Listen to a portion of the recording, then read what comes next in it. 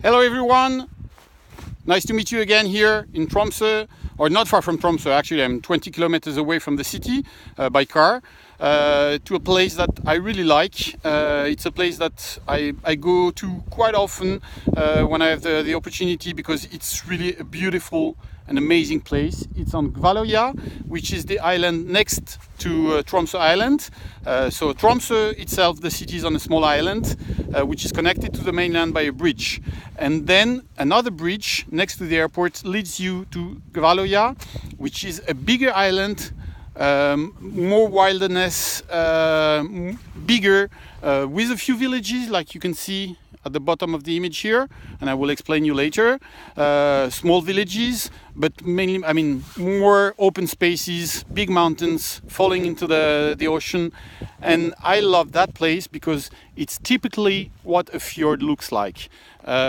You can see here, and you can see also my camera here in the middle because I'm shooting right now.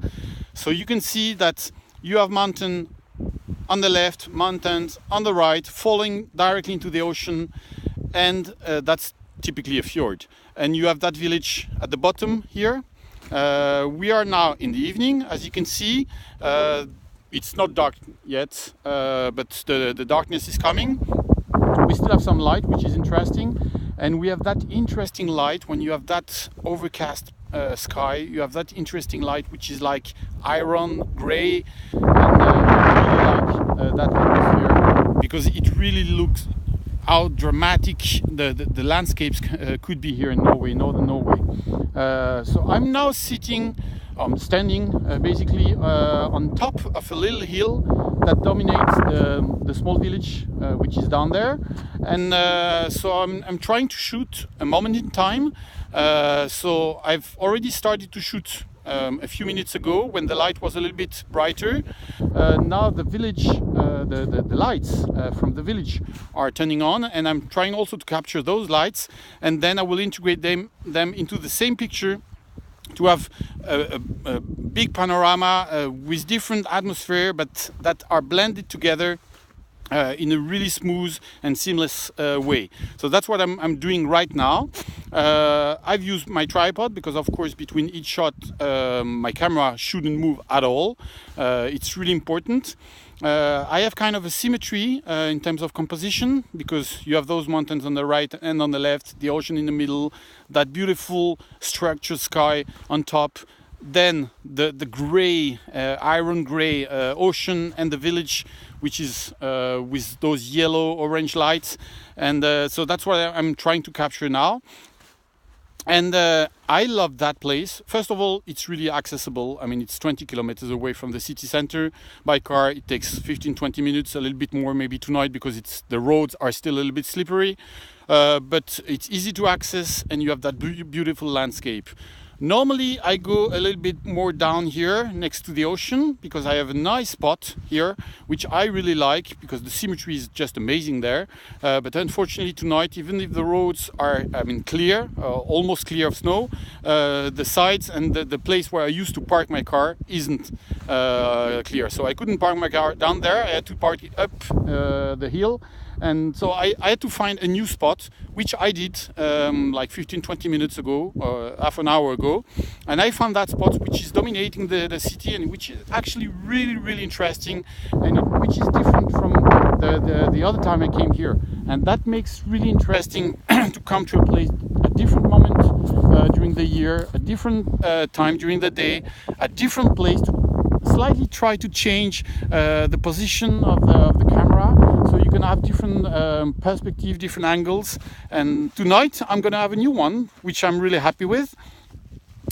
In terms of technically speaking, so I'm using my tripod, as I said, because my camera shouldn't move between each shot, and the light is quite low right now. I mean, even if on the camera it's still bright, but the light is quite low.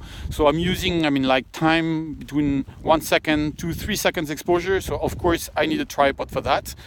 Low ISO, the lowest possible. Otherwise, especially in the dark part of the image, I will have too much noise, and I don't want to have noise.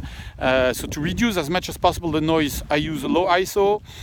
Aperture around 8-9, because that's where the quality of the image is the best with the objective, 24 millimeters. So it's a zoom now, so I mean it's a 2470, but I mean or 2455, whatever.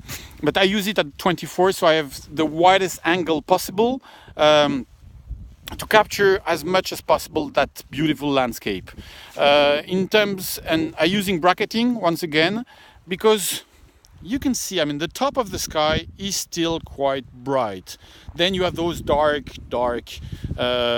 clouds, and the rest of the landscape is, I mean, between really darkness when you have the rocks and really bright when you have the snow, and then the light of the village is also, I mean, quite bright.